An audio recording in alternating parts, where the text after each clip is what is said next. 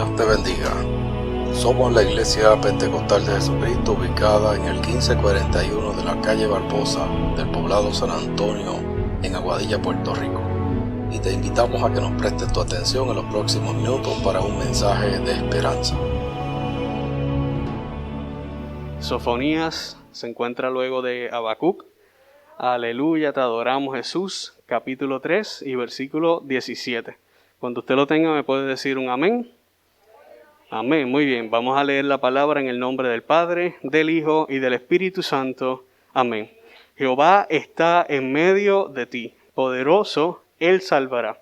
Se gozará sobre ti con alegría, callará de amor, se regocijará sobre ti con cánticos. Repito una vez más, Jehová está en medio de ti, poderoso, Él salvará. Se gozará sobre ti con alegría, callará de amor, se regocijará sobre ti con cánticos. Que el Señor añada bendición a su palabra. Se puede sentar, mantenga su Biblia abierta. El día de hoy vamos a estar haciendo varios brincos que me gustaría que usted los siguiera en su Biblia, ya que no podemos proyectarlo. Así que, por favor, manténgala por allí cerca y lista. Cuando yo estaba trabajando, ¿verdad? La porción para el día de hoy, venía a mi mente esta queja o este comentario de muchas personas en este tiempo de que sus planes han cambiado. Hay personas que dicen, mira, mis planes eran unas vacaciones y no puedo irme de vacaciones porque tengo que estar en cuarentena en tal país donde vaya. Otra gente que son comerciantes, por ejemplo, tuvieron que cambiar su manera de trabajar porque la pandemia, ¿verdad?, les afectó su ingreso. Otras personas tuvieron que cambiar planes de estudio, otras personas tuvieron que cambiar planes de cualquier cosa. Y los planes, ¿verdad?, que nosotros hacemos nos dan hasta cierto punto la seguridad de que yo sé lo que quiero, de que yo sé lo que necesito para llegar a lo que quiero y de que esa meta que yo quiero, si yo sigo mi plan, la voy a poder alcanzar. Y una de las cosas de las que nos habla la Biblia es que Dios, al igual que nosotros, Dios también tiene planes. Y esos planes nos incluyen a todos y cada uno de nosotros. Y esos planes nos incluyen a la gente que ya no está, a la gente que va a venir después que nosotros estemos. Incluye a todo el mundo, a toda la gente que habita en este mundo. Toda esa gente está incluida en el plan de Dios. La única situación que distingue los planes de Dios de los de nosotros es que los planes de nosotros son fáciles de entender. A lo mejor usted dice, pues mira, yo ahorro tanto dinero y con ese dinero me compro el carro. Fácil de entender. Pero el plan de Dios no es tan sencillo de entender. Pero la Biblia sí nos da algunos detallitos y es lo que me gustaría que nosotros pudiéramos ver en el día de hoy en el libro de Sofonías. Cuando usted busca Sofonías, y quizás a usted se le hizo un poquito difícil encontrar Sofonías porque es un libro bien pequeñito, es un libro que tiene más que 3 capítulos. Se le considera un profeta menor, no por viejo, no por edad ni nada de eso, sino porque tiene solamente 3 capítulos. Si usted lo compara con Ezequiel, con Isaías, que son 60, 50, 40 capítulos, pues Sofonías es un profeta menor.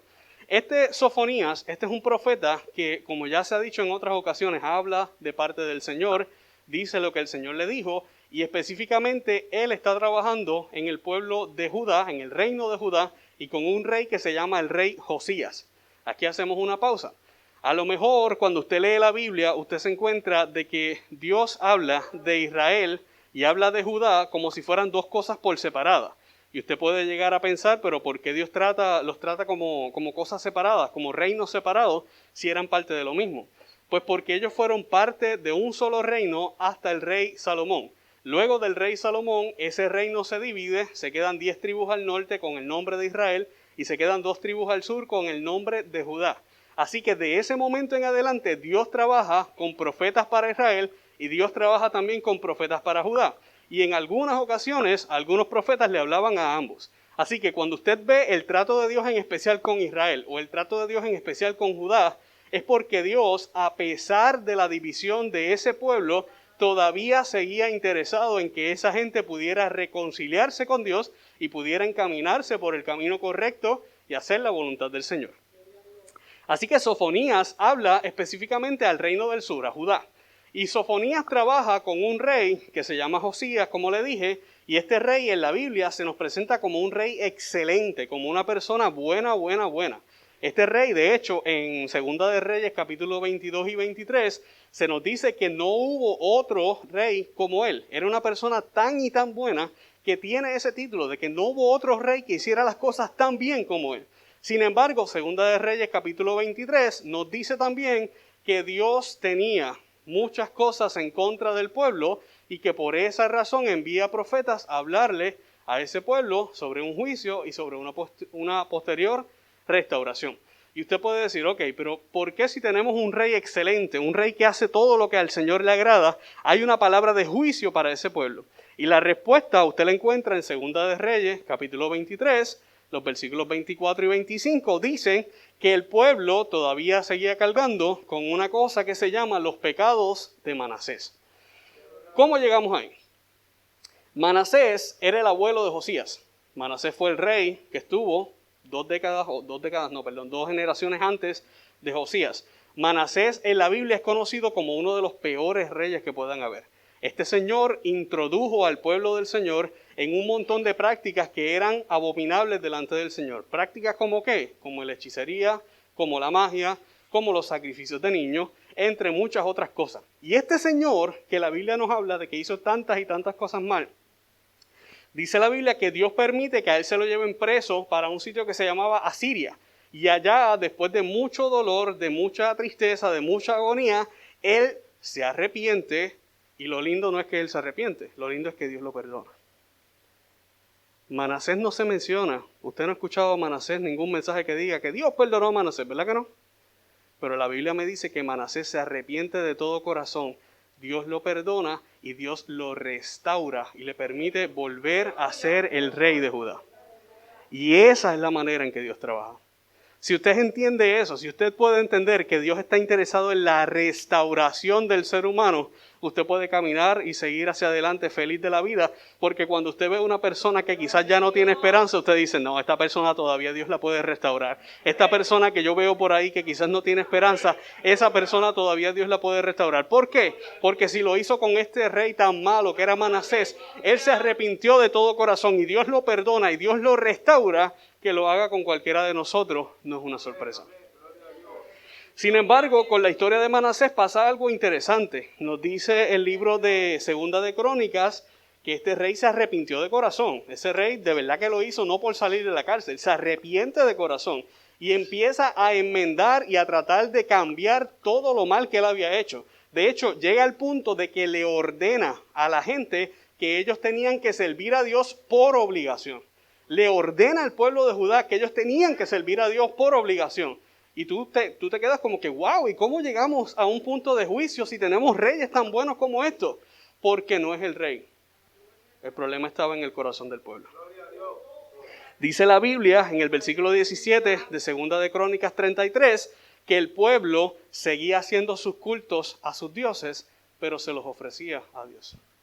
En otras palabras, es como si usted llegara a la casa de una persona, pidiera un vaso de agua y esa persona fuera al inodoro, buscara agua del inodoro y le trajera su vaso de agua. Usted puede decir, pero es que es agua. Y a lo mejor si no me lo dicen no me entero que viene del inodoro. Pero una cosa es el agua que se destina para un inodoro y otra cosa es el agua que se destina para tomar y para beber. Una cosa es lo que se destina para las cosas de afuera y otra cosa es lo que se destina para dársela a Dios. Una cosa es lo que yo separo para dársela a cualquiera por allí y otra cosa es lo que yo separo para entregársela a Dios. Y no pueden ser las mismas, no pueden ser las mismas porque Dios exige algo más alto de nosotros. El pueblo tenía la orden de servir a Dios, pero no tenía el corazón para servir a Dios. Manasés muere, viene su hijo, el rey Amón. No fue un rey malo, pero tampoco se preocupó por llevar al pueblo por un buen camino. Así que ese rey pasó sin pena ni gloria. Muere y viene su hijo, Josías, de 8 años, a ocupar el reino. Un niño de 8 años ocupando el reino y un pueblo que tiene su corazón completamente metido en el pecado. Por eso Dios levanta un profeta. Y a lo mejor usted dice, pero es que yo no puedo entender todavía, porque tenemos a un rey excelente, tenemos una persona que sirve al Señor. Pero la palabra del Señor me dice que solamente si mi pueblo se humillare, se convirtieren de sus malos caminos, entonces ¿qué va a pasar? Yo voy a escuchar desde los cielos, yo voy a sanar su tierra y yo los voy a perdonar. El asunto nunca ha sido el líder político. Y eso es algo que usted debe entenderlo en este momento. Estamos en año de elecciones y realmente Vote, ¿verdad?, por la persona que usted entienda, la persona que tenga valores, fantástico. Pero no llegue a pensar que el cambio de este país va a llegar por un político. El cambio de este país no va a llegar hasta que haya un arrepentimiento, ¿de quién? De su pueblo. El cambio de este país no va a llegar por un rojo, por un azul, por un anaranjado, no va a llegar por uno blanco, por uno negro. Va a llegar porque haya arrepentimiento del pueblo que invoca el nombre del Señor. Eso fue lo que pasó con esta gente. Tenemos un rey excelente haciendo las cosas y esforzándose por servir a Dios, y tenemos un pueblo dándole la espalda a Dios en todo lo que hace. Se levanta Sofonías, y Sofonías capítulo 3 y versículo 2 me dice que el pueblo de ese momento ignoraba la voz de Dios. Me dice que el pueblo de ese momento no recibía el consejo que Dios le daba. Me dice que el pueblo de ese momento se alejaba de Dios, y me dice que eran gente que estaban viviendo como si Dios no existiera. Era gente que estaba viviendo como si no necesitaran a Dios en su vida. Era gente que estaba viviendo como si no necesitaran lo más importante que pueda haber en la vida, viviendo como si no necesitaran respirar, viviendo como si no necesitaran comer, viviendo como si no necesitaran tomar agua, viviendo como si Dios no existiera. A esa gente es que Sofonías le habla.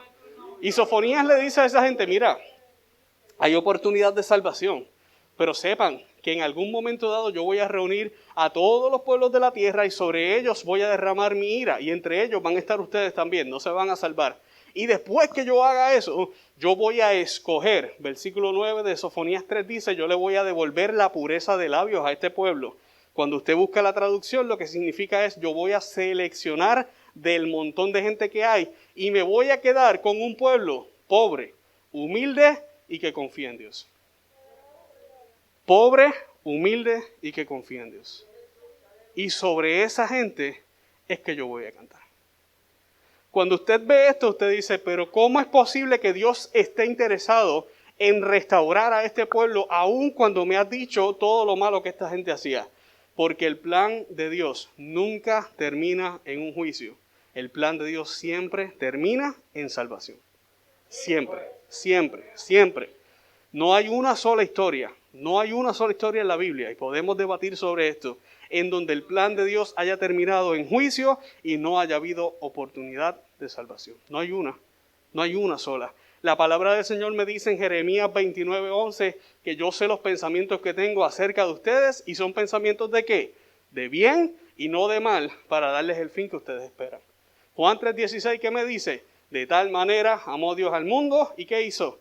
Envió a su único Hijo. ¿Para qué? Para que todo el que crea en Él no se pierda, sino que pueda tener, ¿qué cosa? La vida eterna. Y en la Biblia me gustaría que usted busque Apocalipsis 21, por favor. Apocalipsis 21, el versículo número 3.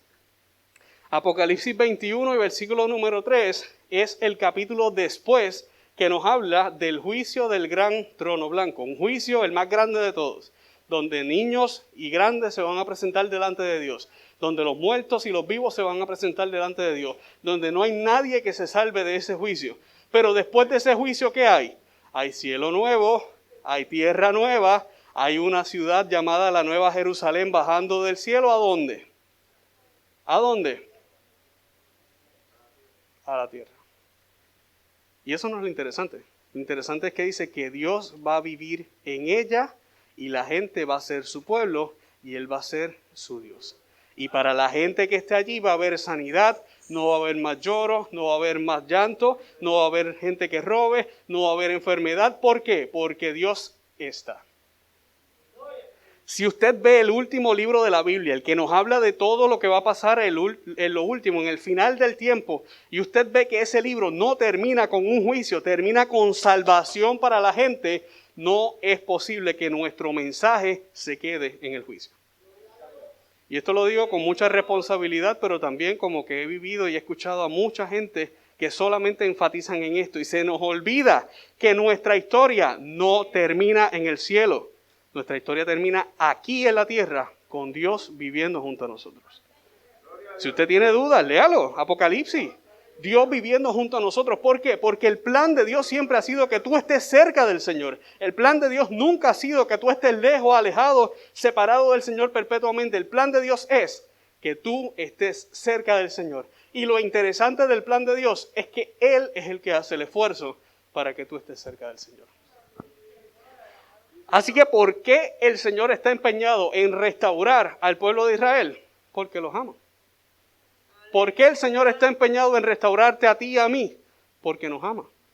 ¿Por qué el Señor está empeñado en salvar a todo el que quiera ser salvo? Porque el Señor todavía te ama. Porque dice la palabra que su misericordia es nueva cada mañana y que grande es su fidelidad. Santo Jesús.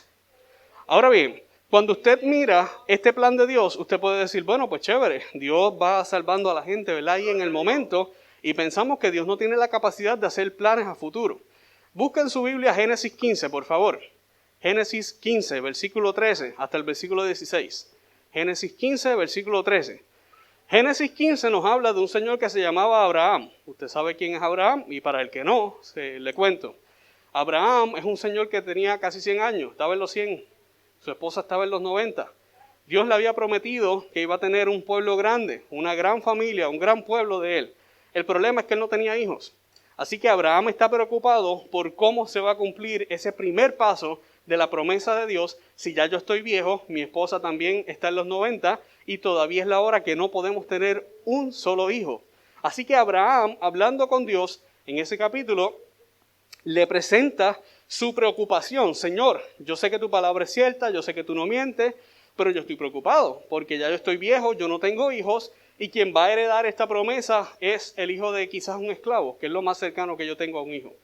Y Dios le habla a Abraham en esos versículos del 3 al 16 y lo interesante es que él no le contesta la pregunta que Abraham tiene. Abraham tiene la pregunta, ¿cómo voy a tener un hijo? ¿Cómo voy a tener descendencia si soy viejo y no tengo hijos?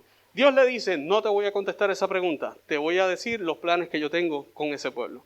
¿Quieres saber qué planes yo tengo con ese pueblo? Ese pueblo va a ser esclavo en una tierra. Si usted tiene su Biblia abierta, ¿cuánto tiempo dice ahí que va a ser esclavo? 400 años. Marque eso. Ese pueblo va a ser esclavo en una tierra 400 años. A esa tierra que los va a esclavizar, yo los voy a juzgar. Ellos van a salir de esa tierra con mucha riqueza. ¿Y van a salir en qué generación? En la cuarta. Si usted tiene la Biblia abierta, dice que en la cuarta generación regresarán a la tierra que yo te he dado a ti. Si usted sabe Biblia, ya usted conectó los cabos, ¿verdad que sí? Para el que está perdido, Dios le está hablando de un pueblo a quien lo iban a esclavizar. ¿Cuál es el pueblo esclavizado del Antiguo Testamento? Israel, ¿dónde? En Egipto. ¿Cuánto tiempo estuvieron esclavizados esa gente allí? 400 años. ¿Quién es el que los saca de Israel? Moisés. ¿Qué era Moisés? Estamos ahí, ¿verdad? Éxodo capítulo 6, por favor. Éxodo capítulo 6, versículo 16. Nos dice que había un muchacho un señor que se llamaba Leví, primera generación de los que entraron a Egipto, los hijos de Jacob. De Leví hay 3 hijos, Gersón, Merari y Coat. De Coat hay 4 hijos, uno de ellos se llamaba Amram. Amram es tercera generación. De Amram hay 3 hijos, María, Aarón y ¿cómo se llama el otro? Moisés. ¿Coincidencia? Plan de Dios. Si usted no puede alabar al Señor por eso, yo creo que usted no lo entendió. Dios le está diciendo a Abraham, Abraham, tú te estás preocupando por el primer paso. Yo te voy a decir la historia que va a suceder después de 400 años. ¿Sabes por qué? Porque lo que a ti te preocupa, ya yo lo resolví. Ya yo estoy pensando en 400 años hacia el frente. Lo que a ti te está preocupando en este momento, ¿de dónde va a salir tanta gente? Ya eso yo lo resolví. Déjamelo a mí que en su momento eso va a llegar. Ya yo estoy planificando lo que va a pasar en 400 años hacia el frente. Ya yo sé que en 400 años necesito un pueblo esclavo. Ya yo sé que en 400 años necesito un libertador. Ya yo sé que en 400 años voy a juzgar esa tierra. Ya yo sé que en 400 años los voy a sacar. Y fíjese que Dios nunca le dice que todo va a ser bueno. Y esto es importante que usted lo entienda. Si usted explica Egipto como la obra del diablo, está mal. Si usted explica Egipto como la obra del faraón, está mal. Si usted explica la esclavitud en Egipto como obra de Satanás, está mal. ¿Por qué? Porque el plan de Dios incluye Egipto. Sí, Señor. Míreme raro, no hay problema, pero la Biblia me dice que el plan de Dios ya incluía la esclavitud. Me dice que ya el plan de Dios incluía los 400 años. Me dice la Biblia que el plan de Dios en la cuarta generación era que salía, no en la primera ni en la segunda, no en la 3,5, no en la 3,75, en la cuarta generación era que salía. El plan de Dios incluía todo esto. ¿Para qué? Para que se pudiera formar un pueblo y el pueblo que Dios creía. El plan de Dios nunca va a ser un color de rosa, nunca va a ser un camino lleno de cosas bonitas y nunca va a pasar nada malo. Pero aún lo malo que pase, si es el plan de Dios, es lo mejor que puede pasar. Aún lo malo que pase, si es el plan de Dios, es lo mejor que puede pasar. Y lo repito nuevamente, porque tenemos la tendencia a pensar de que Dios te va a llevar de poder en poder y de gloria en gloria. ¿Y cómo tú crees que se va a manifestar el poder de Dios si todo está bien? ¿Cómo? El Señor nos va a llevar de poder en poder y de gloria en gloria. ¿Y cómo vamos a ver el poder de Dios y la gloria de Dios si nada nunca está mal? ¿Cómo? Sin embargo, lo más interesante de ese plan no es eso. Y usted me dice, espérate, me dijiste que Dios planifica 400 años, me dijiste que ya Dios sabía de Egipto, que ya Dios sabía del faraón, que ya Dios sabía del juicio, de las plagas, de toda esa cosa. Y todavía hay algo más importante que eso en ese plan. Sí, Señor. Versículo 16, ¿qué dice? Yo los voy a meter allá, van a estar 400 años, en la cuarta generación van a regresar acá. ¿Por qué? Porque la maldad del amorreo todavía no ha llegado, ¿a qué? Al colmo. En otras palabras, porque mientras ustedes están allá formándose como pueblo, yo voy a estar trabajando con este pueblo llamado los amorreos. ¿Cuánto tiempo le dio Dios a ese pueblo antes de eliminarlo? Más de 400 años. ¿Duda usted que Dios estuviera trabajando con ese pueblo y que intentara en diversas ocasiones salvarlo? La Biblia no te lo dice, pero yo no lo dudo. ¿Por qué? Porque me dice la palabra del Señor que el Señor se revela y ha hablado de muchas maneras desde el principio de los tiempos hasta el día de hoy. Y que yo no tenga una evidencia no significa que Dios no está haciendo nada. Si estuviéramos en un juicio y no hay evidencia, te vas libre. Pero en este caso, si yo no tengo algo que me diga y Dios hizo esto, aquello y lo otro con fulano de tal, yo no puedo negar que el Señor esté trabajando con vidas en el día de hoy. Vidas que yo nunca las voy a conocer, vidas que yo nunca voy a saber dónde están metidas, pero vidas que el Espíritu Santo toca su corazón y trabaja con ellas, porque Dios es el único que puede hacerlo. Así que usted tiene a Abraham diciendo, hey, espérate un momento, yo estoy preocupado por el primer paso del plan de Dios, y Dios me está diciendo que a 400 años de aquí yo voy a tener un pueblo, que ese pueblo va a ser esclavo, que ese pueblo lo van a sacar de Egipto, la cuarta generación, y que todo eso va a ser para darle tiempo a la gente que tengo de vecinos, a los amorreos, para que se conviertan de sus malos caminos. Eso es motivo suficiente para alabar al Señor.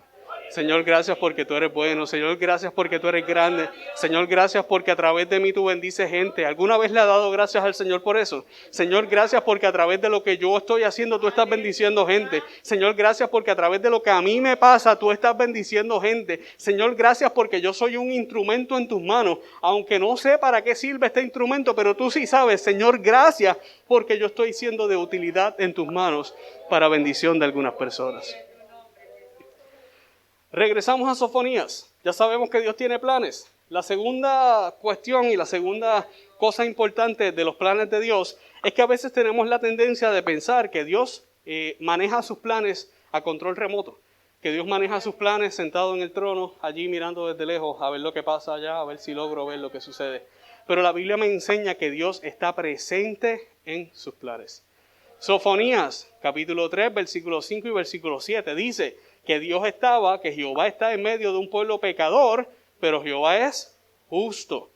Versículo 5, Jehová está en medio de un pueblo pecador, pero Jehová es justo. Y el versículo 7 dice, yo pensaba que cuando ellos vieran lo que había pasado con los demás pueblos, ellos se iban a convertir. Esa es la queja de Dios. La queja de Dios es, mira, yo pensaba que esta gente iba a aprender. Yo pensaba que esta gente cuando viera lo que estaba sucediendo iba a decir, caramba, debemos volvernos a Dios, debemos ir a buscar a Dios. Pero hicieron todo lo contrario. En otras palabras, dejaron plantado a Dios. ¿Y cómo tú dejas plantado a una persona? Si la persona está. ¿Cómo tú dejas plantado a una persona si la persona está en el lugar donde tú deberías estar y no llegas? Así está Dios con mucha gente el día de hoy. Así está el Señor con muchas personas en el día de hoy. Oye, yo pensaba que iba a llegar hoy a la iglesia. Oye, yo pensaba que iba a llegar a orar. Oye, yo pensaba que iba a arrodillarse durante el día a orar y no se arrodilló. Oye, yo pensaba que a lo mejor iba a sacar 15 minutitos para decirme algo. Oye, yo pensaba que a lo mejor iba a buscar mi rostro, que a lo mejor iba a apagar la televisión y iba a irse a una esquinita a decir, Señor, aquí estoy, mira lo que ha sucedido. Pero me dejaron plantado. Así se sentía Dios con esta gente. Dios tenía un plan con esta gente y Dios estaba presente cumpliendo el plan con esta gente, dando oportunidad de salvación, pero la gente no aceptaba esa oportunidad de salvación. ¿Qué sucede? Llegó el momento del juicio. Y como le dije ahorita al principio, después de ese juicio Dios escogió y se queda con un pueblo pobre, humilde y que confía en el Señor. Y sobre ese pueblo pobre, humilde y que confía en Dios, es que el versículo 17 de Sofonías capítulo 3 dice, Jehová está en medio de ti. Él es poderoso, Él va a salvar, Él va a callar de amor, Él se va a gozar sobre ti con cánticos. ¿Usted se puede contar entre ese pueblo pobre, humilde y que confía en Dios? ¿Usted puede contarse entre ese pueblo pobre, humilde y que confía en Dios? Cuando hablamos de pobre, no estamos diciendo si usted tiene chavos en el banco, lo que estamos hablando es de gente necesitada de Dios. Cuando hablamos de humilde, estamos hablando de personas que saben que en sí Dios no son nada. Y cuando hablamos de personas que confían en Dios, son la gente que no ven nada seguro hacia el futuro, pero como quiera siguen diciendo, Señor, yo sé que tú estás en control. Señor, yo sé que tú estás en control. Señor, yo sé que tú estás en control. Ese es el pueblo sobre el cual Dios se regocija. Fíjese que la Biblia no dice y no enseña que Dios entró y que Dios se metió. A veces no. Hace un tiempo atrás en las iglesias pentecostales se puso de moda, se metió Dios. A menos que usted tuviera a Dios metido en el baúl del carro, no sé, o lo hubiera dejado afuera porque no tenía mascarilla o algo así. No hay nada en la Biblia que me enseñe que Dios se meta a ningún lado. La Biblia me enseña que Dios está. La Biblia me enseña que Dios estaba en medio de ese pueblo pecador dando oportunidades de salvación y la gente no las aprovechó, pero Dios estaba. Y la Biblia me enseña que después del juicio, cuando se quedan los escogidos de Dios, ¿qué hace Dios? Sigue estando. ¿Sabes por qué? Porque Dios no se va a ningún lado. La pregunta es, si Dios está, ¿dónde estás tú? Si Dios está, ¿dónde estás tú? ¿Dónde? Y esta es una pregunta bien personal, bien seria para que usted la piense y la conteste usted con Dios. Si Dios está y no se ha movido del lugar, ¿dónde está mi vida? ¿Dónde estoy yo? ¿Cuán cerca o cuán lejos estoy yo del Señor? Esa es la verdadera pregunta en esta hora. El Señor me dice, mira, después que yo haga ese juicio, yo me quedo con un pueblo que es pobre, que es humilde y que confía en Dios. Y sobre esa gente es que yo me regocijo. Sobre esa gente es que yo cierro mi boca, hago silencio para escucharlo. ¿No le ha pasado que en algunas ocasiones usted como que cae en cuenta cuando está orando? Ay, Dios mío, perdón, llevo media hora aquí, pide. ¿No le ha pasado eso? ¿Sabe usted cuántas veces el Señor ha hecho silencio para escuchar la lista de peticiones que usted tiene simplemente por amor? ¿Sabe usted cuántas cosas Dios tiene que decirle a usted y cuántas veces ha cerrado su boca para escucharlo simplemente por amor? Ahora, ¿cuántas veces nosotros hemos cerrado nuestra boca y dejar de pedir para escuchar a Dios? ¿Cuántas veces? Cambiemos esa manera de orar, cambiemos esa manera de entrar a Dios como si fuera una farmacia. Mira, dame esto, aquello, lo otro, una libre pan, una libre... Cambiemos esa manera, Señor. Mira, yo tengo un montón de cosas para decirte, pero no voy a decir nada, me voy a quedar en silencio. Voy a pasar 15 minutos en silencio para escuchar lo que tú tienes que decir. Voy a estar media hora en silencio leyendo la Biblia para escuchar lo que tú me tienes que decir. Voy a callarme. Hoy tú pudiera pedirte por un montón de cosas, pero no voy a pedirte por nada. Simplemente quiero que tú me hables a mi vida, porque yo quiero escuchar lo que tú tienes que decirme. Si nosotros hiciéramos eso, a lo mejor escucharíamos más corrido la voz del Señor. Pero Dios dice que sobre esa gente Él se regocija, Él calla para escucharlos por amor y que Él canta sobre esa gente. Quizás a usted se le hace difícil, como a mí al principio, imaginarnos un Dios que canta, porque se nos enseñó que la santidad de Jehová era seriedad. Yo vengo por lo menos de ese tipo de enseñanza en la iglesia en general. Se nos enseñó que la santidad a Jehová era seriedad y que Dios no se reía. Que si usted tenía dos opciones, o veía a Dios en la cruz así triste, o lo veía molesto por la gente que hacía las cosas mal. Pero nunca se nos enseñó de ese Dios que cantaba, de ese Dios que reía. pero la Biblia me dice que Dios canta. Si los ángeles cantan y alaban, ¿será difícil que Dios cante? Si nosotros podemos hacer composiciones y poemas y cuanta cosa hay, ¿será difícil que Dios cante? Claro que no. La pregunta es, ¿a quién Dios le canta? A la gente que confía en Dios. ¿Qué te ha cantado el Señor últimamente? A lo mejor tú dices, pues no, yo no sé, porque yo no escucho música. Está bien. ¿Qué te ha dicho el Señor últimamente? A lo mejor Dios te lleva una semana diciendo, yo estoy contigo, tranquilo. Está pasando un montón de cosas, pero yo sigo estando aquí. Yo no me he ido para ningún lado. A lo mejor Dios te está diciendo, mira, hay un desierto y yo soy el que abro las vías para que haya agua en el desierto. A lo mejor Dios te está diciendo, mira, tú piensas que tu familia está perdida, pero yo soy el que la puede rescatar. Confía en ellos, sigue orando por ellos. A lo mejor Dios te está cantando tantas y tantas cosas a tu vida, pero por no poder hacer silencio para escuchar la voz de Dios, no las podemos escuchar. Hay un señor que decía, mira, cuando Dios creó al mundo, lo creó perfecto, pero no cantó. Cuando Dios le da salvación a la gente y la gente la acepta, Dios canta. Mira qué cosa. Dios hace la creación máxima, el mundo te hace a ti y me hace a mí, y la Biblia no dice que Dios cantara. Cuando Dios da salvación y la gente acepta la salvación, dice la Biblia que Dios tiene un gozo, una alegría, una cosa por dentro que canta sobre esa gente. Lucas capítulo 15 nos dice que el pastor cuando encontró la oveja se la llevó a su casa, hizo una fiesta y dice la Biblia que hay más gozo en el cielo por un pecador que se arrepiente que por 99 que no necesitan arrepentimiento. Si pudiéramos pensarlo de esta manera, ¿sabe Dios cuán cansados están los ángeles de tocar? Porque Dios sigue cantando y cantando y cantando y cantando y cantando. A veces cuando yo estoy tocando me canso, me duelen los labios. Sabrá Dios cuántos ángeles están cansados ya. Y bendito sea Dios otra vez y otra vez y otra vez y otra vez. Y Dios diciéndole, no te quejes porque hay gente que se está salvando. Hay gente que se está salvando. Hay gente que se está salvando. Si te cansaste de tocar la guitarra, coge el bajo. Si te cansaste del bajo, coge la batería. Si te cansaste del arpa, coge la trompeta. Pero sigue tocando porque yo voy a seguir cantando. ¿Por qué? Porque hay gente que se sigue salvando. Porque todavía hay gente que sigue aceptando la salvación del Señor. La palabra me dice en Nehemías 8:10 que el gozo del Señor es nuestra fortaleza. El gozo del Señor es nuestra fortaleza. El Dios que tú y yo servimos se goza, se deleita cuando hay gente que puede confiar en Él. Y para esa gente Él se convierte en una fortaleza. No dice que te hace fuerte. El gozo de Dios no es el que te hace fuerte. No, dice el gozo de Dios es mi fortaleza, es mi castillo. Es donde yo me meto. Si Dios está contento, tranquilo que yo me quedo aquí, que nada me va a pasar. Si Dios está contento con mi vida, pase lo que pase, se caiga el mundo, yo voy a estar tranquilo y seguro porque nada va a suceder a mi alrededor. ¿Por qué? Porque el gozo que tiene Dios sobre mí es lo que me protege. Termino con esto.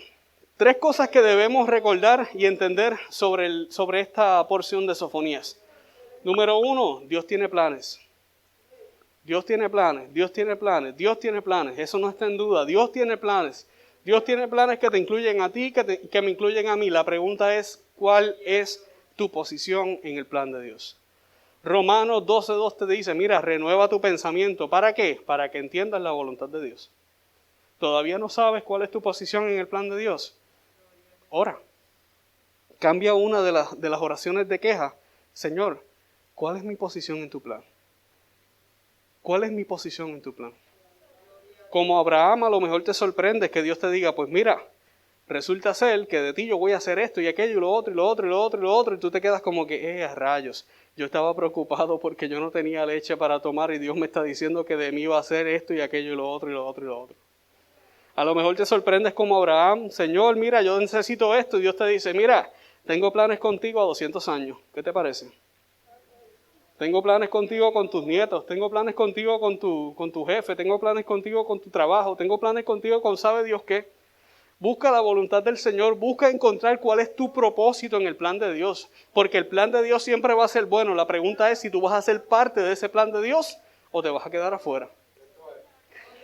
Segunda cosa importante, entiende que Dios está presente en sus planes. Dios no supervisa por control remoto, ni por Zoom, ni por Google Meet, ni por WhatsApp, ni por nada de eso.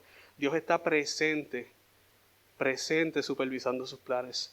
Hay una porción que me gusta mucho, Job 19:25, Job capítulo 19:25. Dice, yo sé que mi Redentor vive. ¿Y cuál es la segunda parte? Y aún del polvo se levantará. Comúnmente confundimos la canción con el versículo. La canción dice, yo sé que mi Redentor vive y con él me levantaré. Eso es correcto, pero es hacia el futuro. El versículo no dice eso. El versículo dice, yo sé que mi Redentor vive y aún del polvo él se va a levantar. ¿Dónde estaba Job sentado? En la tierra, específicamente en el polvo. Se piensa que en un basurero. ¿Por qué estaba ahí? Por todas las cosas que le habían pasado en el capítulo 1 de ese libro. Se había tirado ceniza por encima, se había quitado el pelo, se había roto la ropa y estaba en una actitud de humillación sentado en la tierra. Y el Redentor de Job, ¿qué dice ese versículo? Yo sé que mi Redentor, número 1, está vivo. Y llegará el día que de ese polvo de la tierra, él se va a poner de pie. ¿Qué representa lo que Job está diciendo? Job no estaba hablando de un Dios que estaba lejos. Job estaba hablando de un Dios que estaba aquí. Si hoy tú te encuentras sentado, en donde sea que estés sentado, ten la conciencia de que Dios no está allá. Dios está aquí.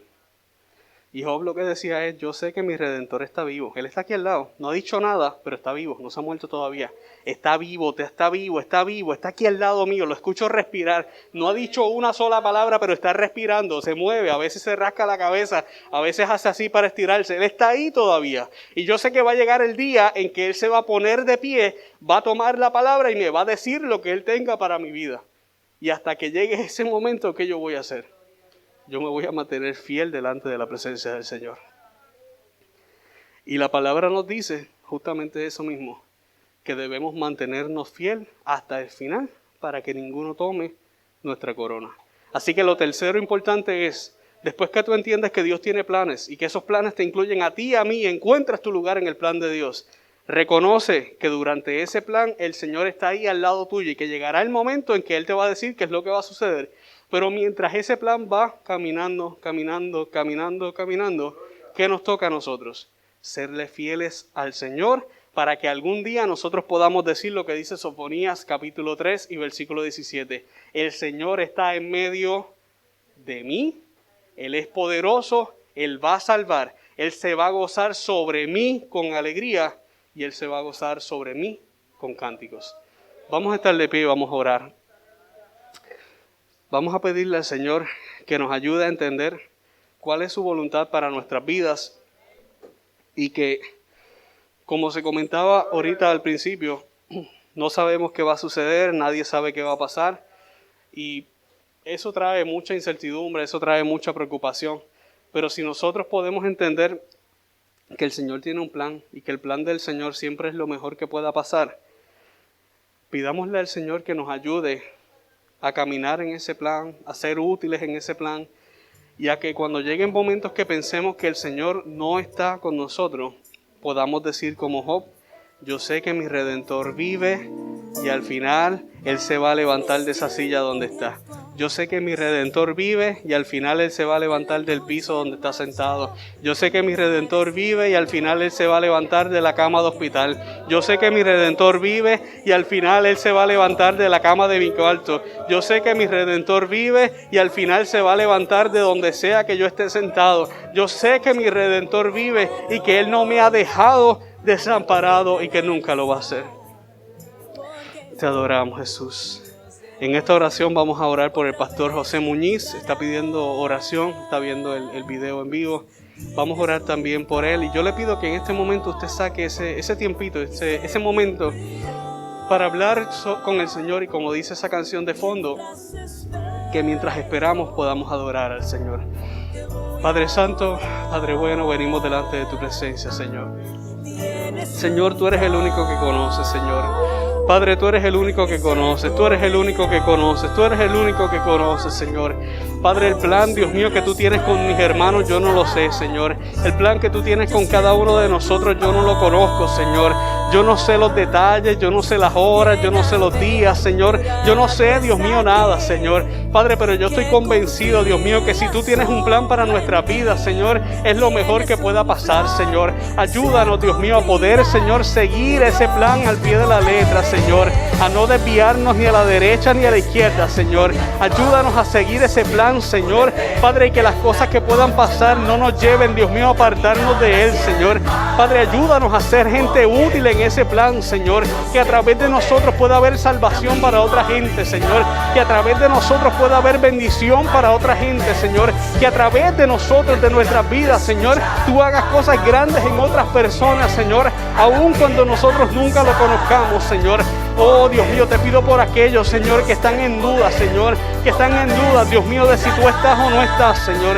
Te pido, Dios mío, en esta hora por aquellos que están en duda, Señor. Preguntándose, Dios mío, ¿dónde tú estás, Señor? Yo te pido que en esta hora, Señor, ellos puedan verte a ti, Señor, justo al lado de ellos, Señor. Que ellos puedan verte a ti, Señor, sentado justo al lado de ellos, diciéndole: yo nunca me he ido a ningún lado, yo nunca me he apartado a ningún lado, yo nunca me he ido de tu lado, yo siempre he estado allí. Y como dice tu palabra, Señor, que aunque mi madre y mi padre me dejen, Señor, tú, Dios mío, vas a estar ahí para recogernos, Señor. Oh, Dios mío, y lo más importante, Señor, te pido que podamos ser fieles, Señor. Ser fieles, Dios mío, ser fieles, Señor. Padre, que cuando venga la duda a nuestro corazón podamos decir: yo sé que tú tienes un plan. Que cuando venga, Dios mío, el momento de dificultad a nuestra vida podamos decir: esto es parte del plan de Dios y yo sé que si Dios me metió aquí, Dios me va a sacar de aquí. Esto es parte de lo que Dios tiene y yo sé que si Dios permite que esto suceda, esto tiene un propósito, Señor. Padre, que podamos madurar en el Espíritu, Señor, que podamos madurar como cristianos, Señor, y dejar de quejarnos, Dios mío, por lo que sucede que no nos gusta, Señor, y aprender a ver la voluntad tuya en todo lo que suceda, Señor. Padre, que podamos crecer como cristianos para poder bendecir a otras personas, Dios. Oh, Dios mío, te pedimos en este momento por el pastor José Muñiz, Señor. Tú conoces la situación que él pueda tener, Señor. Tú conoces su petición de oración, Señor, y la razón, Señor, tú la conoces, Padre. Yo te pido que a la distancia, Señor, por los medios, Dios mío, donde se está transmitiendo, él pueda recibir en esta hora, Señor, al Espíritu Santo, Señor. Él pueda recibir al Espíritu Santo, ese consolador, esa persona que le da fuerza, Señor. Que cualquiera que sea la situación que le esté pasando, Señor, pueda recibir la fuerza en esta hora, Señor. Que Él también pueda verte a ti obrando, Dios mío, en todo momento, Señor. Y que el plan, Dios mío, y la voluntad tuya, Señor, se cumpla en su vida, Dios. En el nombre de Jesús te pedimos que lo bendigas a la distancia, Señor. Que tú obres y que tú contestes esa petición, Señor, en tu voluntad, Señor, y en tu momento, Dios. Padre, y que nosotros podamos siempre darte la gloria y darte la honra a ti, Señor, porque solamente tú eres el que la merece, Dios. En el nombre de Jesús te damos las gracias, Dios. Amén y gracias. Te adoramos, Jesús. Gracias por acompañarnos. Si quieres comunicarte con nosotros, lo puedes hacer al 787-380-0767 o a través del correo electrónico gramosgranel@gmail.com o buscarnos en las redes sociales. Que Dios te bendiga ricamente.